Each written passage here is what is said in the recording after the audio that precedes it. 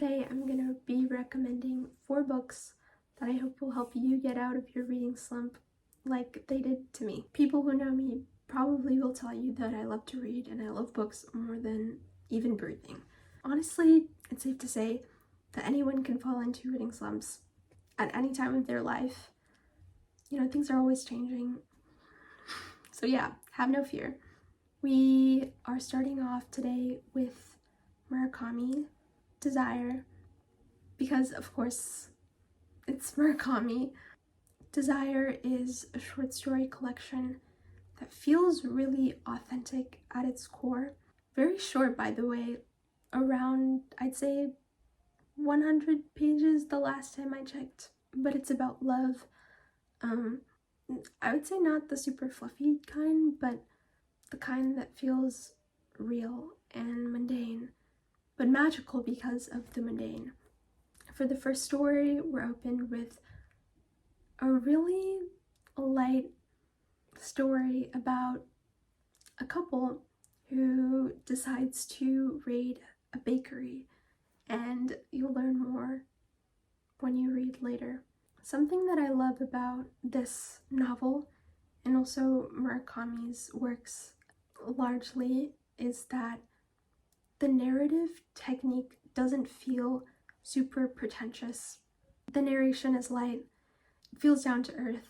The vocabulary is very accessible in the way that you don't feel like you need to constantly be searching up definitions to words.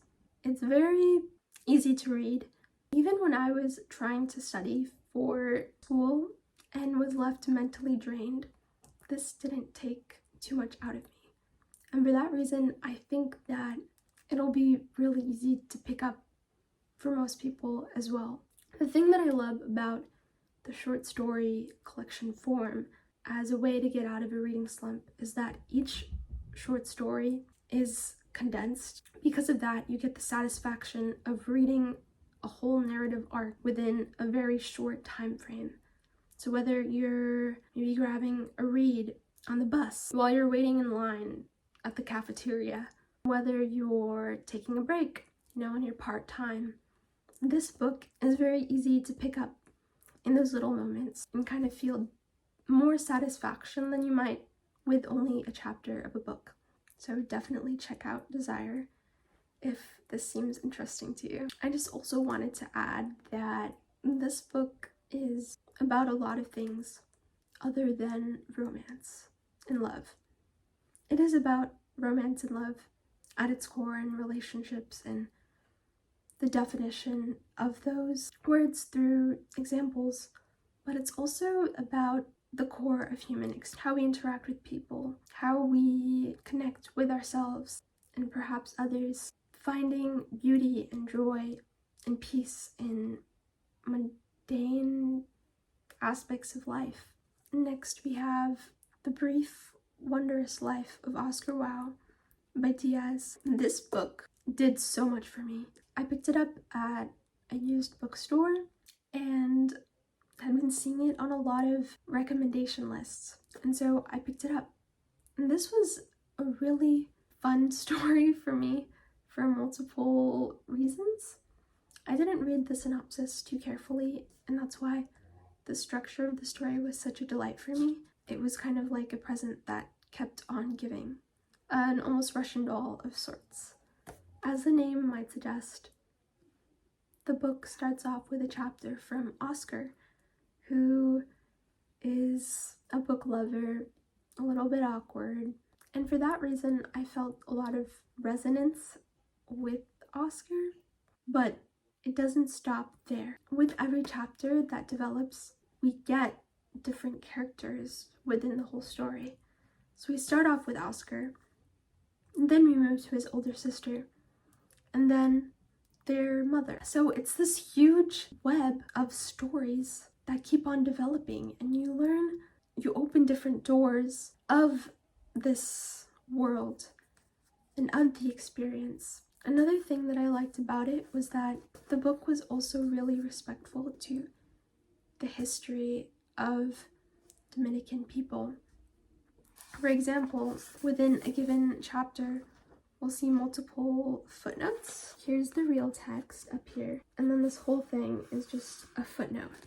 These footnotes, while they do talk about pretty serious things like the Trujillo regime, it's also a little bit humorous or sarcastic in the way that it's delivered that gives a really nice, complex breath of both worlds.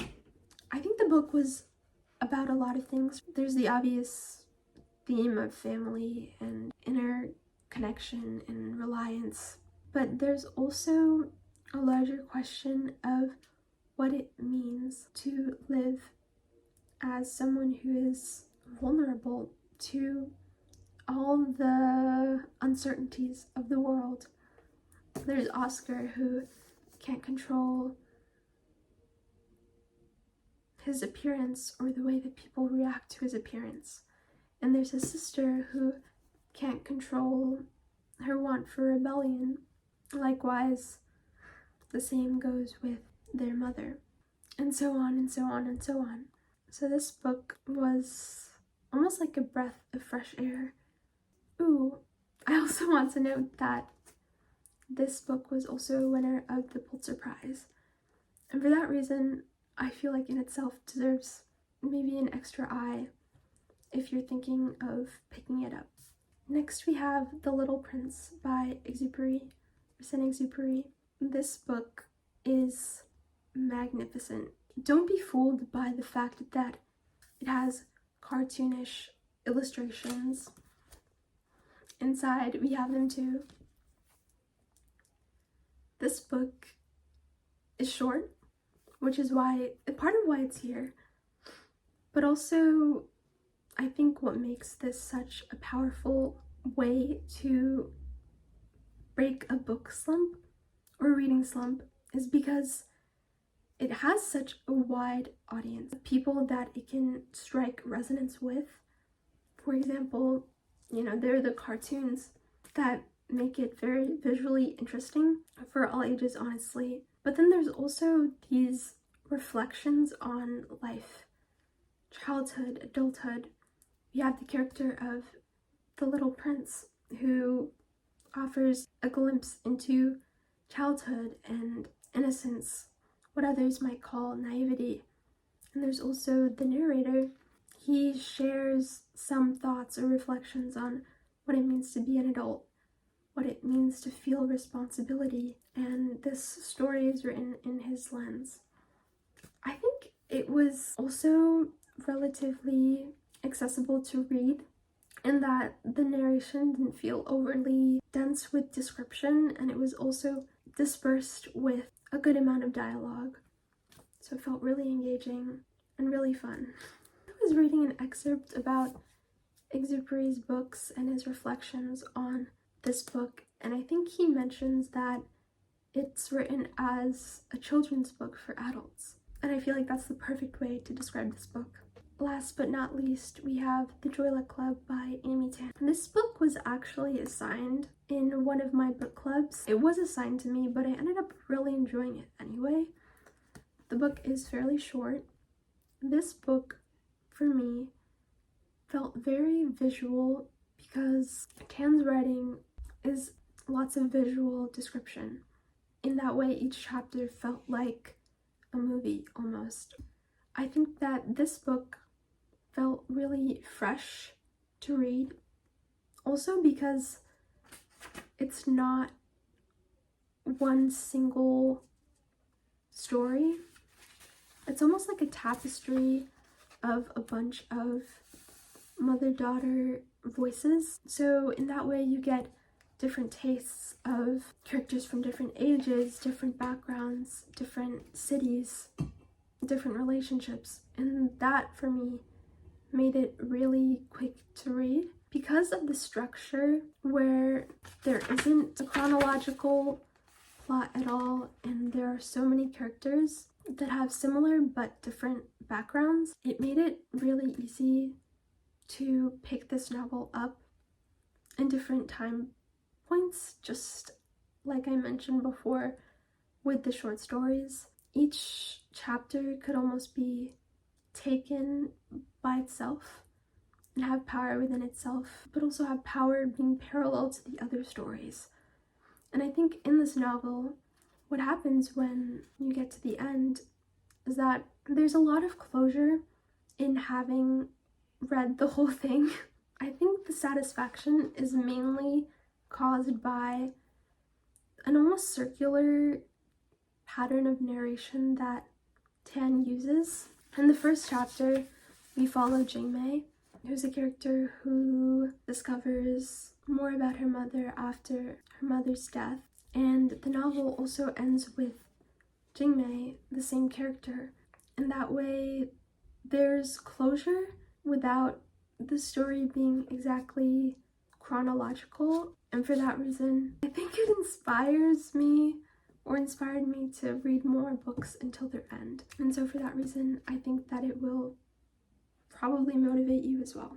The story was also very beautifully written. The way that the characters were portrayed, the characters felt very real. If I were to describe it in only a few themes or topics, I think would definitely be about intergenerational trauma, what it means to forgive yourself, and therefore, by extension, the people around you. Thank you for listening.